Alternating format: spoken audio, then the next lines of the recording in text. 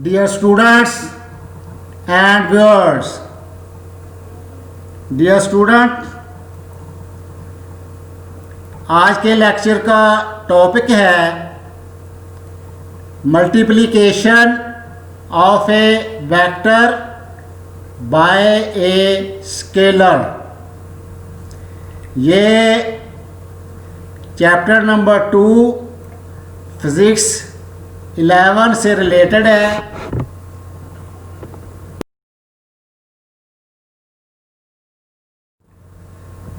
Dear students, multiplication ये दोनों तरह से पॉसिबल है। अगर हम स्केलर को वेक्टर से मल्टीप्लाई करें तो ये मल्टीप्लिकेशन पॉसिबल है, और अगर वेक्टर को वेक्टर से मल्टीप्लाई करें तो वेक्टर के साथ मल्टीप्लिकेशन भी पॉसिबल है।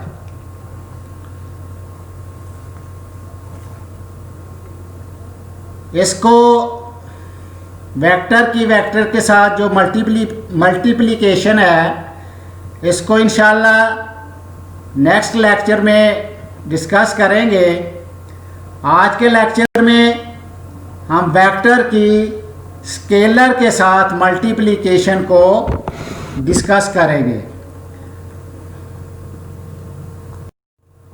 Dear students,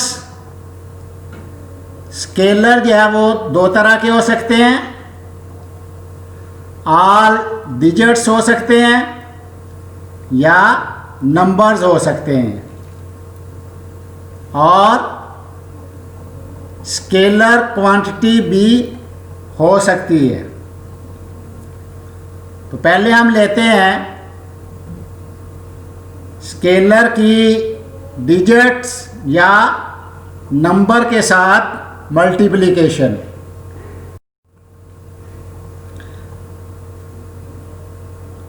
dear students, multiplication of a vector by a number, ये भी दो तरह की होगी।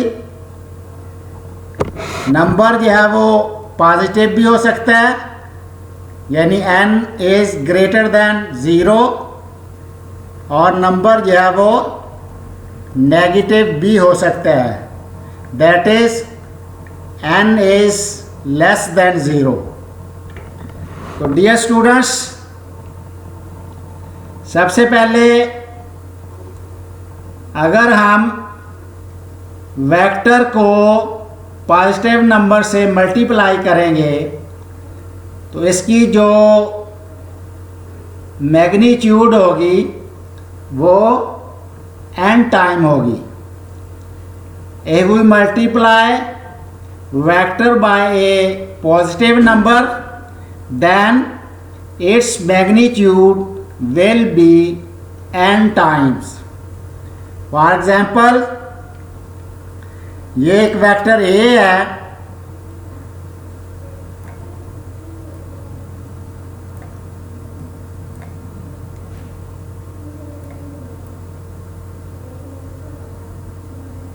वेक्टर a को हम पॉजिटिव नंबर 2 से मल्टीप्लाई करते हैं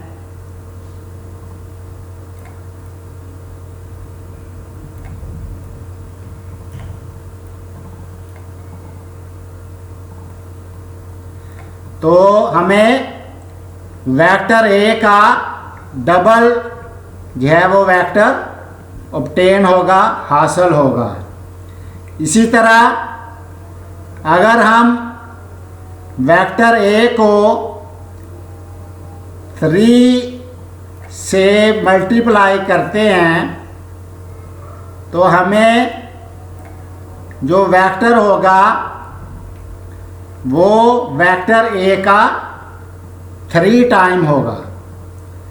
इसी तरह अगर हम वेक्टर ए को n टाइम मल्टीप्लाई करेंगे तो हमें जो वेक्टर हासिल होगा वो ए वेक्टर का n टाइम होगा। तो डियर स्टूडेंट्स, अगर हम वेक्टर को पॉजिटिव नंबर से मल्टीप्लाई करते हैं तो जो मैग्नीट्यूड होगी, magnitude will change. Positive number से मल्टीप्लाई करने से जो मैग्नीट्यूड होगी ऑब्टेन्ड वेक्टर की, वो क्या होगी, चेंज होगी। जैसे कि वेक्टर ए को हमने 2 से मल्टीप्लाई किया है तो इसकी मैग्नीट्यूड जो है वो चेंज हो गई है, 2 हो गई है। इसी तरह यहाँ मैग्नीट्यूड जो है वो 3 हो गई है। तो डियर स्टूडेंट्स, इसमें जो यूनिट होगा, यूनिट चेंज नहीं होगा और जो वेक्टर हासिल होगा उसकी जो डायरेक्शन होगी वो भी चेंज नहीं होगी। डियर स्टूडेंट्स, अब हम देखते हैं कि अगर वेक्टर को नेगेटिव नंबर से मल्टीप्लाई करें तो क्या होता है। ये हमारे पास वेक्टर ए है और इसको हम नेगेटिव नंबर -2 से मल्टीप्लाई करते हैं तो हमें जो वेक्टर हासिल होगा वो होगा -2a और इसमें जो वेक्टर a होगा वो रिवर्स हो जाएगा। तो डियर स्टूडेंट्स, जब हम वेक्टर को किसी नेगेटिव नंबर या डिजिट से मल्टीप्लाई करते हैं तो जो ऑब्टेन्ड वेक्टर होता है उसकी जो मैग्नीट्यूड होगी उसमें चेंज आएगी, उसमें फ़र्क पड़ेगा। यानी मैग्नीट्यूड क्या होगी, चेंज होगी और जो यूनिट है, यूनिट पे कोई फ़र्क नहीं पड़ेगा। इस तरह जो डायरेक्शन होगी, डायरेक्शन पर भी फ़र्क पड़ेगा। यानी डायरेक्शन क्या हो जाएगी, रिवर्स हो जाएगी।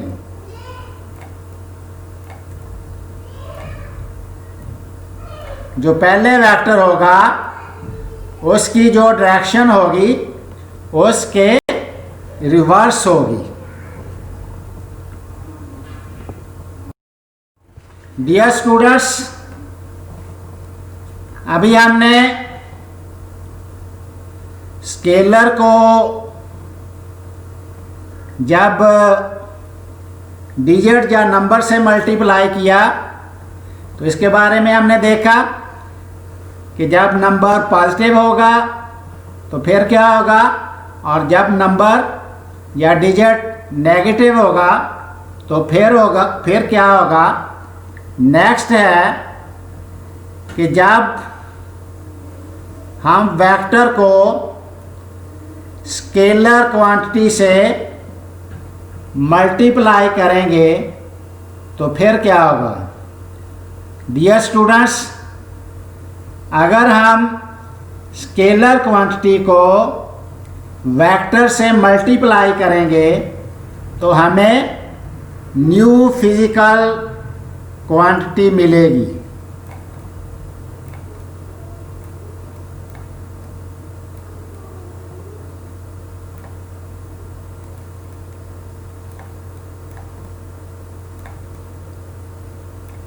हम देखते हैं कि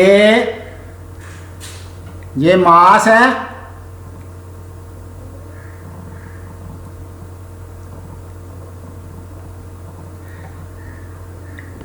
इसको जब हम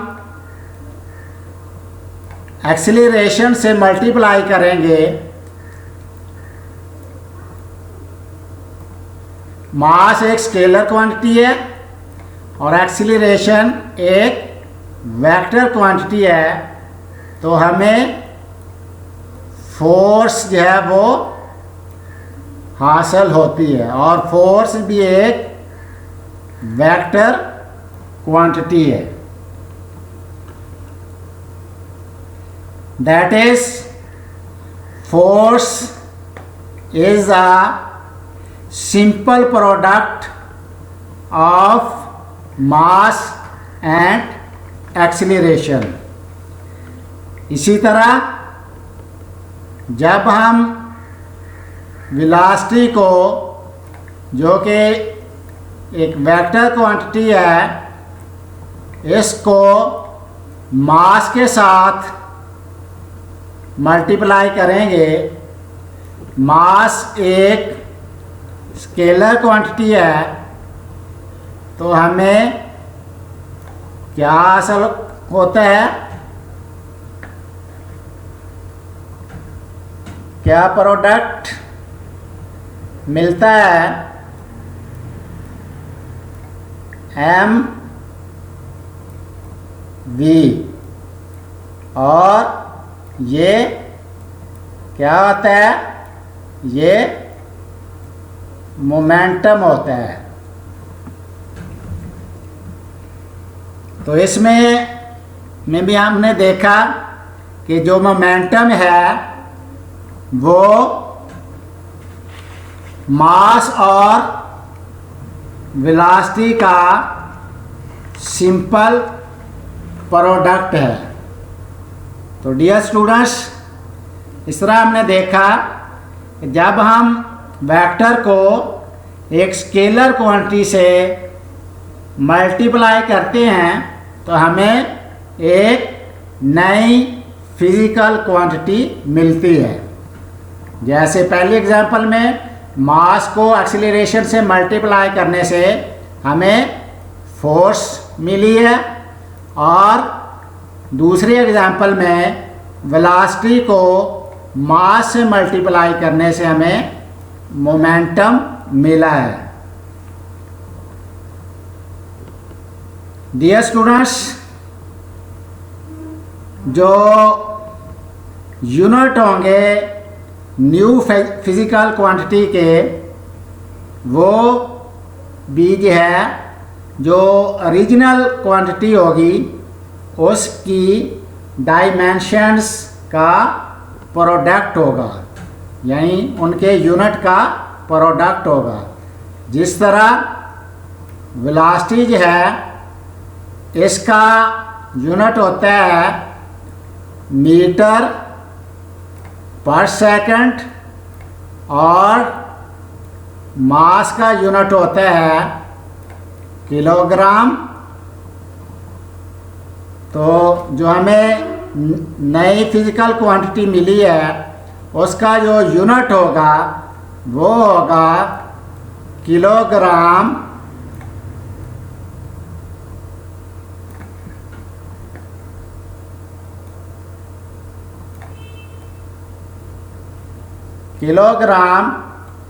मीटर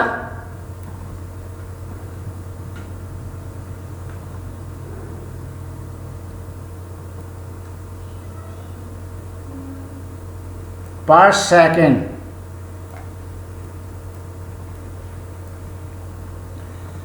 तो डियर स्टूडेंट्स,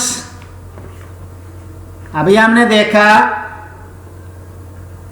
कि जब वेक्टर को वेक्टर में ऐड करते हैं तो हमें वेक्टर ही मिलता है।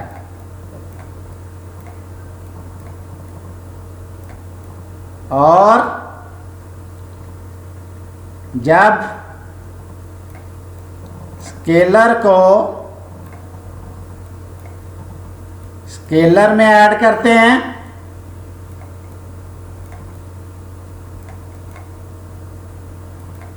तो फिर हमें स्केलर मिलता है।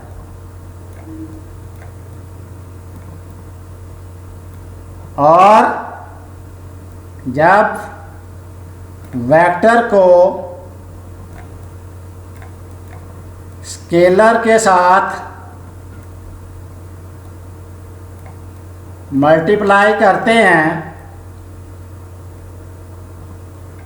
यानी ये मल्टीप्लिकेशन जो है ये सिंपल मल्टीप्लिकेशन है, तो हमें क्या मिलता है? वेक्टर मिलता है।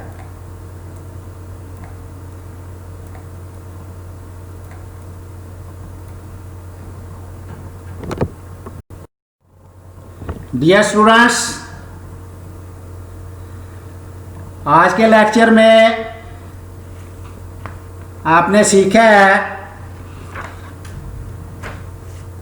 वेक्टर की स्केलर के साथ मल्टीप्लिकेशन को। तो इंशाल्लाह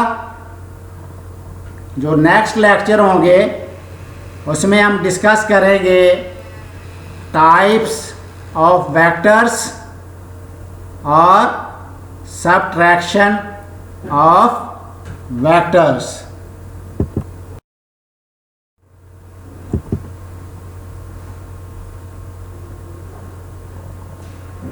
डियर स्टूडेंट्स, अगर आपका कोई क्वेश्चन है, if you have any question then discuss in comments. Comments में क्वेश्चन को लिखें और फिर हम इसको डिस्कस करेंगे।